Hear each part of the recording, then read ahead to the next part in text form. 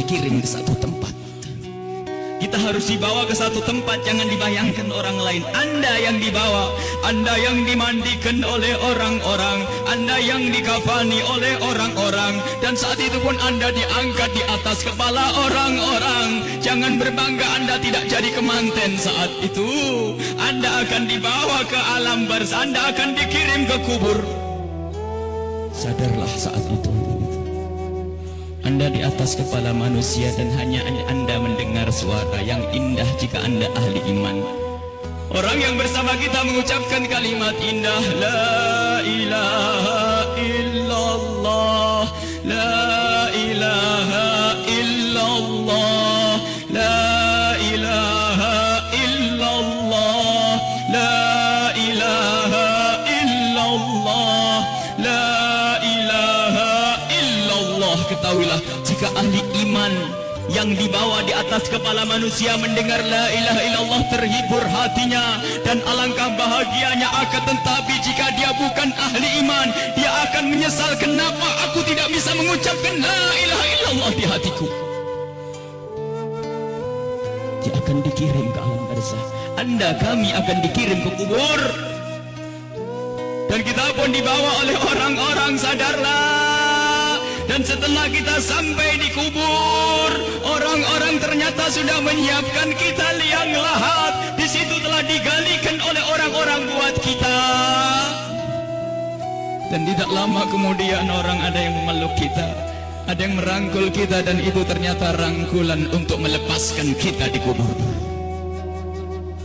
Kita akan dibawa, dimasukkan ke kubur dengan pelan. Dan dimasukkan ke kubur dengan pelan. Mana kasur empuk yang pernah kita bangga-banggakan? Mana mobil mewah yang kita bangga-banggakan? Mana rumah megah yang kita bangga-banggakan itu? Jika ada yang berpesan kepada anak istrinya, tolong bawakan aku bantal yang empuk, tidak akan dibawakan. Karena itu bukan milik Anda lagi. Anda tidak berhak lagi memiliki itu semua.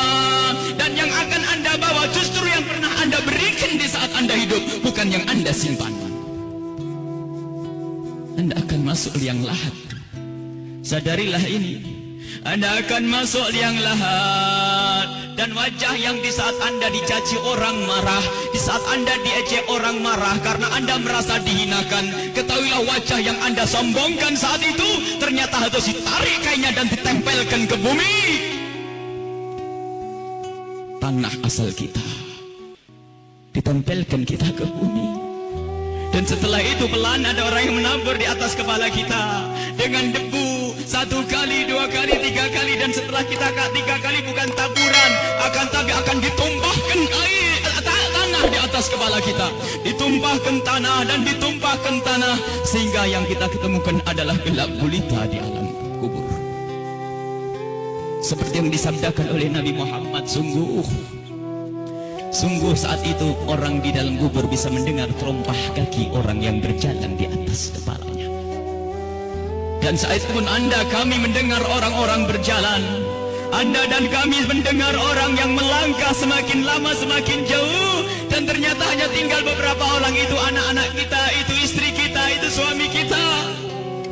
Dan mereka pun ternyata tidak mau bertahan lebih dari setengah jam. Setelah itu pun mereka melangkahkan kaki dan suara kaki itu semakin jauh. Dan ketahuilah saat inilah kita memetik amal perbuatan kita di dunia. Saat inilah kita akan merasakan apa yang pernah kita tanam waktu kita hidup di dunia. Anda ahli salat, Anda ahli ibadah.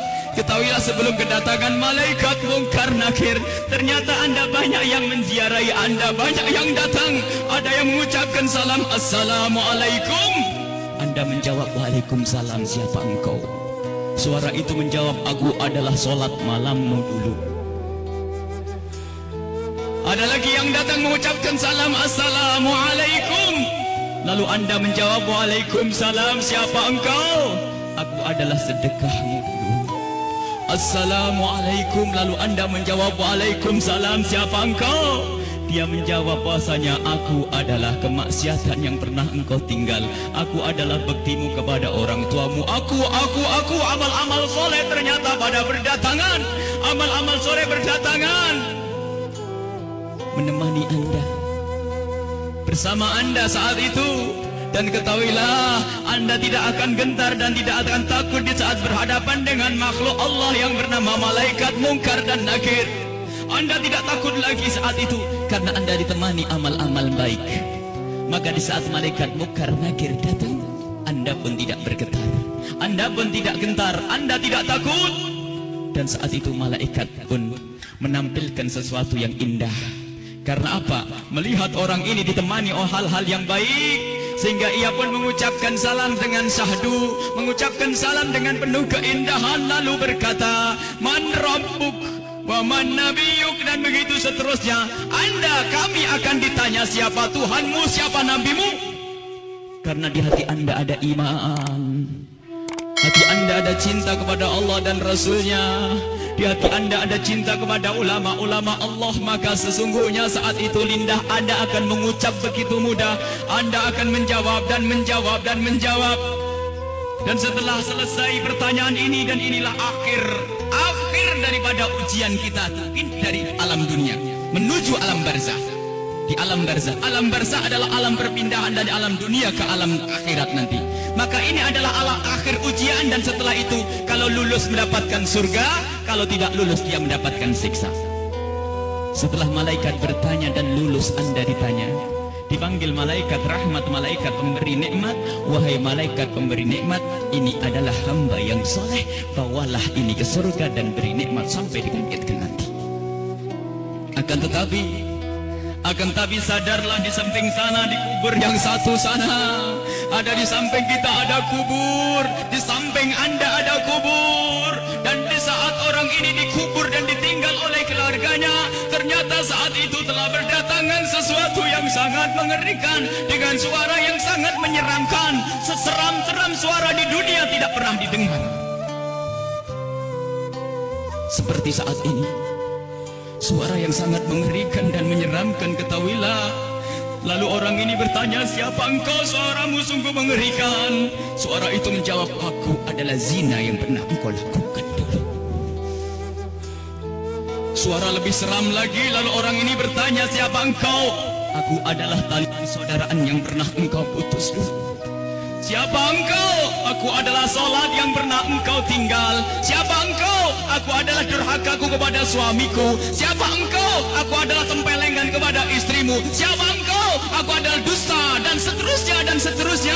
Kalau orang ahli maksiat sungguh saat itu ditemani oleh amal-amal jeleknya, dan saat itu sudah takut dan takut dan takut sebelum kedatangan malaikat Munkar Nakir. Semoga Allah menjaga kita dari didatangi oleh amal-amal jelek. Akan tapi kita semua punya amal jelek. Ya Allah, ampuni dosa kami. Jangan sampai ini semua hadir di saat itu, ya Allah. Ya Allah. Kemudian malaikat Munkar Nakir datang. Bagaimana ya kalau ini kita? Malaikat Munkar Nakir datang dan bertanya. Rupanya orang yang sudah ketakutan ini melihat malaikat semakin takut, sehingga ditanya tidak bisa berucap sepatah kata pun, tidak bisa mengucapkan apa-apa. Dan saat itu malaikat memukul, menyiksanya. Dan ketahuilah, pukulan malaikat ini seperti yang disebutkan dalam satu hadis, jika dipukulkan ke dunia, maka dunia ini akan hancur dan isinya. Dipukulkan kepada kita kalau kita ahli maksiat, dipukulkan kepada siapapun yang ahli maksiat. Dan saat itu setelah selesai diuji dan ditanya, maka malaikat ini berkata kepada malaikat penyiksa, wahai malaikat pemberi siksa, ini hamba Allah yang bermaksiat, siksalah dia hingga nanti dibangkitkan. Ini yang harus senantiasa kita hadirkan. Kenapa Rasulullah pernah memerintahkan, aktsiru min dzikri hadzimil ladzat, sering banyaklah menyebut kematian, agar kita sadar bahwasanya kita juga akan mati, lalu mempersiapkan kematian ini. Al-kayyisu man dana nafsahu lima ba'dal maut. Orang cerdas itu yang mempersiapkan untuk kehidupan setelah mati.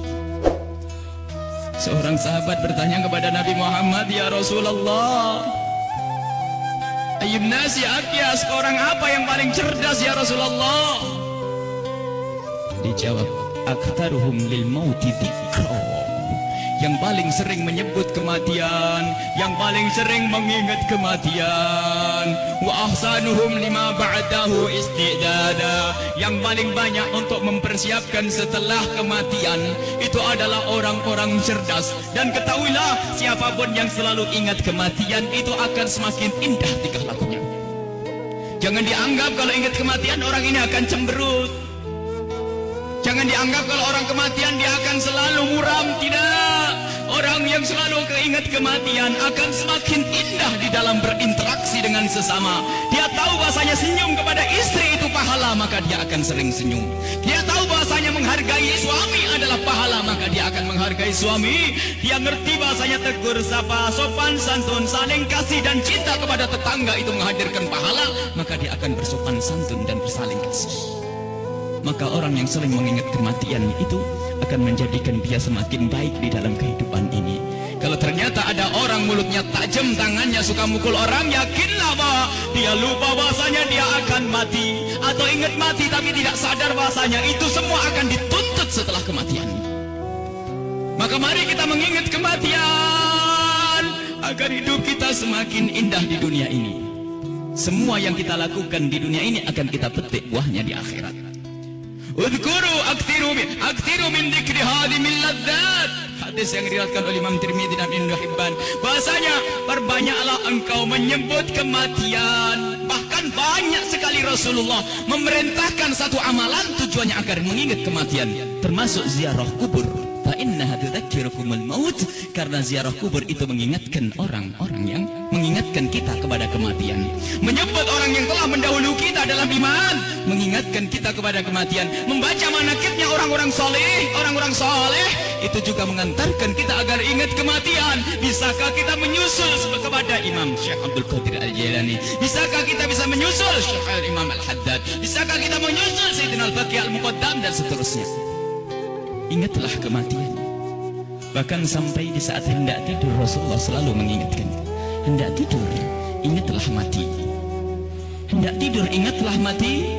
Sehingga disunnahkan kalau orang hendak tidur menghadap ke kiblat sebisa mungkin, lalu meletakkan pipinya di atas telapak kanannya sebisa mungkin. Kalau tidak dibalik, yang penting menghadap kiblat. Dan saat itu jangan lupa untuk membaca zikir.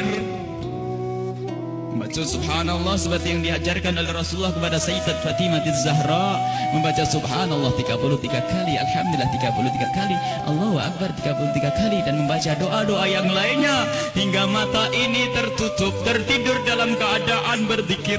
Ketahuilah orang yang tertidur dalam keadaan berzikir, jika ia dibangunkan kembali oleh Allah sepanjang ia tidur, ia mendapatkan nilai pahala.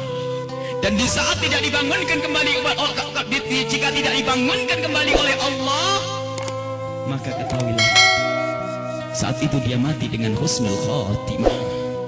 Husnul khatimah, mati dalam keadaan iman. Maka dari itu, ayo kalau hendak tidur persiapkan untuk mati, karena kita tidak tahu bisa bangun kembali atau tidak kita di saat kita tidur. Apakah bakal dibangunkan lagi oleh Allah atau tidak? Sungguh orang tidur seperti orang mati. Digunjing orang, tidak tahu barangnya, diambil tidak tahu, dan seterusnya. Dia adalah seperti kematian. Maka dari itu kalau hendak tidur persiapkan untuk mati. Jangan sampai kita lelap dalam tidur di saat kita lagi asik mendengar satu lagu, katanya lagu pengantar tidur. Apakah tidak takut jika anak kita lagi mendengar satu lagu pengantar tidur, tak taunya anak kita tidak bangun lagi? Kita tidak tahu ternyata yang didengar adalah hal yang semacam itu. Mau kemana dia nanti? Mau tidur bermaksiat, mau tidur ngunjing orang, mau tidur memutus tali persaudaraan. Apakah dia yakin bahasanya besok pagi akan bangun?